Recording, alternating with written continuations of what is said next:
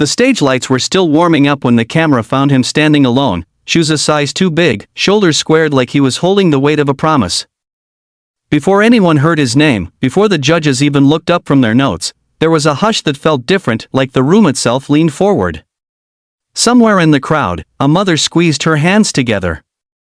Somewhere backstage, a boy swallowed fear and hope in the same breath. And right then, before a single note was sung, you could feel it. This wasn't just another audition. This was a moment waiting to happen. He was from the Philippines, a boy who grew up with the sound of old records spinning on borrowed players and radio stations crackling through the night. In his small home, Elvis Presley wasn't a distant legend, he was a companion. His songs played during dinners, during chores, during long evenings when the power flickered and dreams filled the gaps. The boy learned English not from textbooks, but from lyrics. He learned courage by singing softly at first, then louder, then in front of neighbors who smiled kindly and clapped with gentle pride.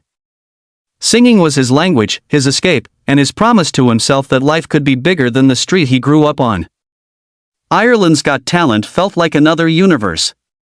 The ceiling soared higher than anything he'd ever seen, and the stage lights made the air shimmer.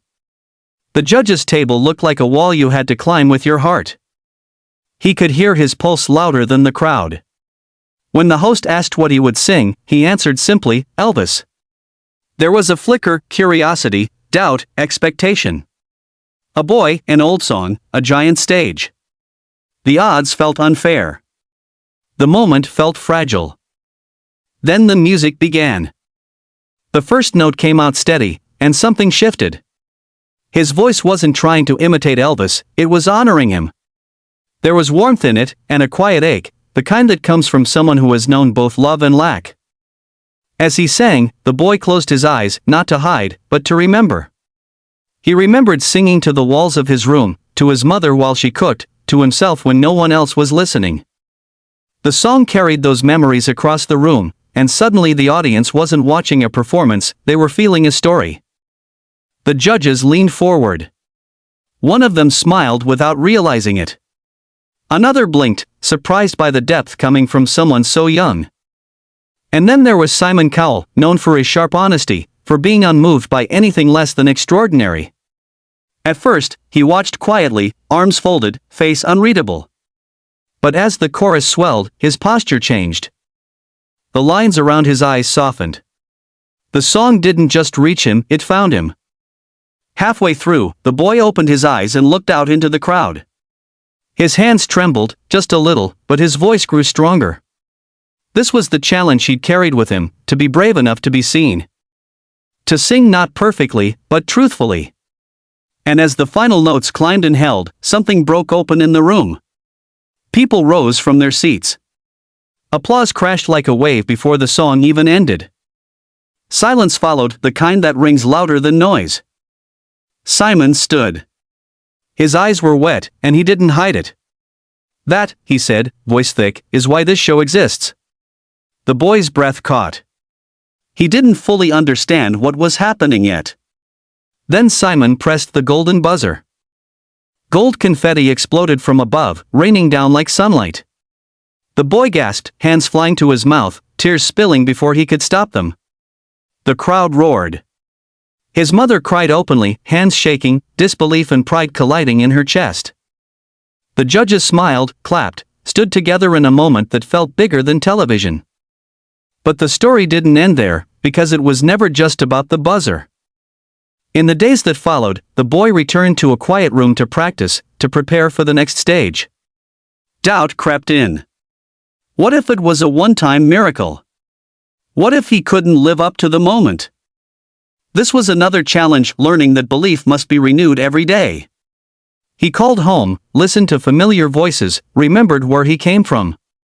He practiced not to impress, but to express. He sang to remind himself why he started. When he returned to the stage, he carried that lesson with him. Each performance grew more confident, more grounded. He stumbled once, then steadied himself. He listened to feedback, learned to breathe, learned to trust his voice. The judges didn't just critique, they encouraged. The audience didn't just cheer, they followed his journey.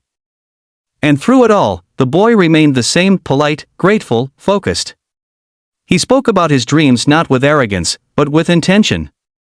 He wanted to help his family. He wanted to inspire kids back home who sang quietly in their rooms, wondering if their voices mattered. He wanted to prove that distance and doubt don't get to decide your future. The finale came like a sunrise. Bright, inevitable, terrifying. When he stepped onto the stage for the last time, he took a deep breath and smiled. This time, he wasn't alone. He carried every person who had believed in him, every late night, every small room filled with music. He sang with joy. He sang with gratitude. He sang like someone who had found his place. Whether he won or not felt almost irrelevant in that moment, because the real victory had already happened. A boy from the Philippines had crossed oceans with a song. He had reminded the world that talent doesn't ask for permission, it just needs a chance. As the lights dimmed and the applause echoed, the message lingered: your voice matters. Your story matters. And sometimes, all it takes is one brave moment to change everything.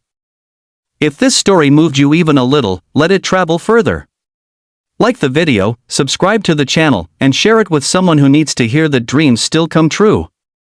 Because somewhere right now, another kid is singing quietly, waiting for their moment. The lights on the stage hadn't even fully brightened when something in the air changed. It wasn't applause, and it wasn't silence either. It was that rare pause where thousands of people stop scrolling, stop whispering, stop breathing for just a second, because they feel a moment coming. A small boy stood alone at the center of the stage, hands clasped tightly in front of him, eyes scanning a sea of unfamiliar faces. Before he sang a single note, before the judges said a word, his story had already begun pulling people in. And if you stay with this story until the end, you'll understand why some moments don't just entertain us, they change us. If stories like this touch your heart, don't forget to like the video and subscribe to the channel, because these are the stories that deserve to be shared. He came from the Philippines, from a narrow street where houses leaned into each other like old friends and music drifted through open windows. His childhood was filled with simple things: early mornings, shared meals, laughter mixed with struggle. His family didn't have much, but they had music. An old radio sat near the window, its sound crackling but faithful, and through it came voices from another time and place. Among them was Elvis Presley. To the boy, Elvis wasn't just a singer in his shiny suit. He was a voice that felt strong and comforting, a sound that made the world feel bigger than it was. As a little child, he didn't understand English well, but he understood emotion. He mimicked the sounds first, then the words. He sang quietly so he wouldn't bother the neighbors, then louder when his mother smiled and told him not to be shy. Music became his refuge. When school was hard, when money was tight, when the future felt uncertain, singing made sense of things. It gave him control over something in a world that often felt uncontrollable. The idea of performing on a huge international stage felt impossible at first. Ireland was far away, not just in distance but in imagination. But encouragement came slowly, from teachers who noticed his voice, from friends who shared his videos, from strangers online who left kind comments. Each small step built courage. Each what if slowly turned into why not. His family made sacrifices, time, energy, hope, so he could chase something that didn't come with guarantees. The day he traveled felt unreal. Airports, planes, new accents, colder air. Everything was different. Backstage at Ireland's Got Talent, he sat quietly, watching other performers rehearse. Some were older, more confident, louder. Doubt crept in. He wondered if he belonged there. He thought of home, of his room, of the radio by the window. He closed his eyes and reminded himself why he was there, not to compete, but to sing. When his name was called, his legs felt heavy. The stage lights were blinding, the audience endless. The judges sat before him, calm and powerful, their expressions unreadable. One of them asked why he chose this song. He answered honestly. Elvis was the music that raised him. Elvis was the reason he believed a boy with nothing but a voice could still dream. The music started softly. His first note floated out, careful but clear. There was no rush. No tricks. Just a voice carrying years of feeling. As he sang, his nerves melted into the melody. He wasn't performing anymore, he was remembering. The crowd felt it. Conversations stopped. Phones lowered. Something real was happening. Each line carried weight of nights spent practicing, of family sacrifices, of hope held together by faith. His voice cracked once, just slightly, not from weakness but from emotion. Instead of pulling away, he leaned into it. That honesty reached the judges. One smiled warmly. Another nodded, impressed. And Simon Cowell, known for his toughness, sat frozen, eyes fixed on the boy. As the song built, the boy grew taller somehow, stronger. He looked out into the audience, no longer afraid. He belonged here. When the final note rang out, it didn't fade, it hung in the air, echoing through the room and into people's hearts. For a moment, no one spoke. Then the applause erupted, loud and sudden, like a storm breaking. People stood without thinking. Tears were wiped away openly. The boy bowed his head, overwhelmed, trying to understand what he had just done. Simon stood up slowly. His voice, when he spoke, was emotional and raw. He talked about courage, about truth, about why moments like this matter. Then, without hesitation, he pressed the golden buzzer. Gold confetti rained down, filling the stage with light. The boy froze, eyes wide, hands shaking. Tears streamed down his face as reality crashed in. He had done it. Not just advanced, but touched something deeper. Somewhere in the audience, his family cried, hands over their mouths, pride bursting through fear. But success didn't erase challenges. After the celebration faded, pressure replaced it. Expectations grew heavier. People wanted more. Online comments came from everywhere: love, doubt, criticism. He had to learn quickly that being seen meant being judged. Some days, the fear returned. What if he couldn't live up to that moment? What if it was the best he would ever do? He worked harder than ever. Vocal training. Long rehearsals. Quiet nights thinking about responsibility not just to himself, but to everyone who believed in him. He learned that talent opens doors, but discipline keeps them open. He learned that confidence doesn't mean fear disappears, it means you sing anyway. Each new performance showed growth.